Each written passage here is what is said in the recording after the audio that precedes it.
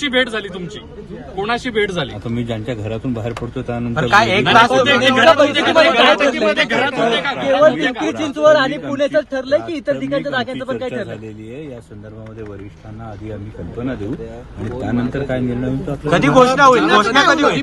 घोषणा कधी होईल? सांगितलं जातंय वारंवार आता मी म्हणालो प्राथमिक चर्चा झाली. ही चर्चा वरिष्ठांच्या कानावर घातल्यानंतर मग आम्ही या संदर्भात पुण्याच्या संदर्भात होतंय तसं पिंपरी चिंचवडच्या संदर्भामध्ये ही आघाडी होऊ शकते का या संदर्भात घोषणा व्यवस्थित निवडणूक ही घड्याळ या चिन्हावरतीच लढली गेली पाहिजे. घड्याळ या चिन्हावरतीच लढली पाहिजे असं कार्यकर्त्यांचं कमेंट असं कुठल्याही कार्यकर्त्याचं तुम्ही तुम्हाला ज्यांच्यावर इतकी कार्यकर्त्यांचं टोकाची टीका म्हणणं आहे. ज्यांच्यावर करत होते, संघ ज्यांच्यावर इतकी टोकाची टीका करत होते, शरद पवारांबद्दल ज्यांनी इतकी वक्तव्य केली त्यांच्या मांडीला मांडी तुम्ही लावणार बसताय, चर्चा करताय, हे शोभतंय का असं कार्यकर्ते प्रश्न विचारतात. अशा या संदर्भामध्ये ही प्राथमिक चर्चा झालेली आहे.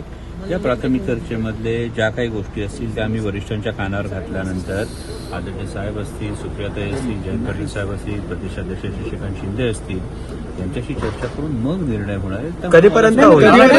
प्राथमिक चर्चा म्हणजे नेमकं काय असतं? प्राथमिक चर्चेमध्ये नेमकं काय असतं?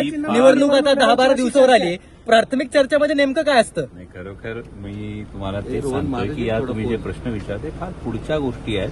मी तुम्हाला तेच म्हणालो की यामध्ये काय चाचपणी होऊ शकते, किती उमेदवार कोणाकडे आहेत या संदर्भामध्ये प्रत्येक प्रभागाची काय परिस्थिती यालाच कोणत्या चिन्हावर? ज्यांना कोणत्या तुम्ही गद्दार म्हणत होते त्यांच्याच भेटीला तुम्ही दादांचं आज असं म्हणणं आहे येताय. की घड्याळ चिन्हावरच लढायचं. पुण्यामध्ये तशी चर्चा आहे. ज्यांना तुम्ही पिंपरी गद्दार म्हणत चिंचवडमध्ये होते त्यांच्या बाबा भेटीला तुम्ही आज चर्चा आला. ज्यांना तुम्ही गद्दार म्हणत होते त्यांच्या भेटीसाठी तुम्ही आज आले.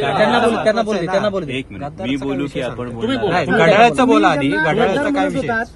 त्यांच्यासोबतच आज तुम्ही प्राथमिक चर्चा केली.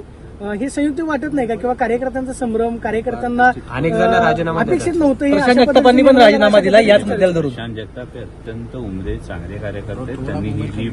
त्यांनी वैयक्तिक हा जो काही निर्णय घेतला हा वैयक्तिक निर्णय जो त्यांनी घेतला तरी माझ्या मनात त्यांच्याविषयी आदरच आहे. परंतु हे सरसकट सगळ्या गोष्टींना आपल्याला लागू करता येईल का हेही राजकारणात पाहावं लागतं. सर्वसामान्य बहुसंख्येचं म्हणणं काय आहे याचाही एकदा विचार करावा लागतो. त्यामुळे बहुसंख्येचं म्हणणं काय, बहुसंख्य कार्यकर्त्यांचं म्हणणं काय आहे या सगळ्या गोष्टींचा विचार करून आदरणीय पवार साहेब असतील, जयंत पाटील साहेब असतील, सुप्रियाताई असतील, शशिकांत शिंदे साहेब असतील हे सगळे ज्येष्ठ याविषयी निर्णय दादा काय म्हणाले? यामध्ये आपण समजून घ्या पिंपरी चिंचवड शहराच्या प्रभारी पदाची जबाबदारी आज माझ्यावर आहे. पिंपरी चिंचवड शहराचं एक ज्या गोष्टी आहेत या अतिशय दुर्दैवी प्रकारच्या भ्रष्टाचार हा होता. त्यासाठी आपण काय करता येईल हे कार्यकर्त्यांचं जे म्हणणं ते आम्ही करतो. एकीकडे तुम्ही राष्ट्रवादीला मी गद्दार म्हणतो म्हणत वेट अँड होता. वॉच, आता वेट अँड पुणेकरांसमोर वॉच. काय घेऊन दादा जाणार? सत्तेमध्ये आहेत, दादा महायुतीमध्ये हळूहळू महाराष्ट्र सत्तेमध्ये यायचं. ज्यांना शरद पवारांनी त्रास दिला त्यांच्यासोबतच तुम्ही चर्चा करायला येतात. राजकारणामध्ये संवाद हा कायम असला पाहिजे आणि हा संवाद आहे. निर्णयाप्रत आलो नाही तर तुम्ही का घाई करता निर्णयाची?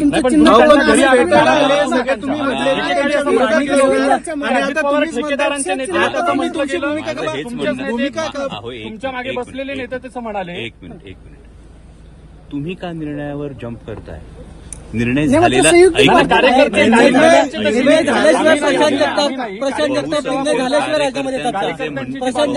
प्रशांत जगताप निर्णय झाल्याशिवाय राजीनामा देतात मी का? तुम्हाला म्हणतो बहुसंख्य कार्यकर्ते त्यामुळे तुम्ही डोंट जम्प टू कन्क्लुजन्स.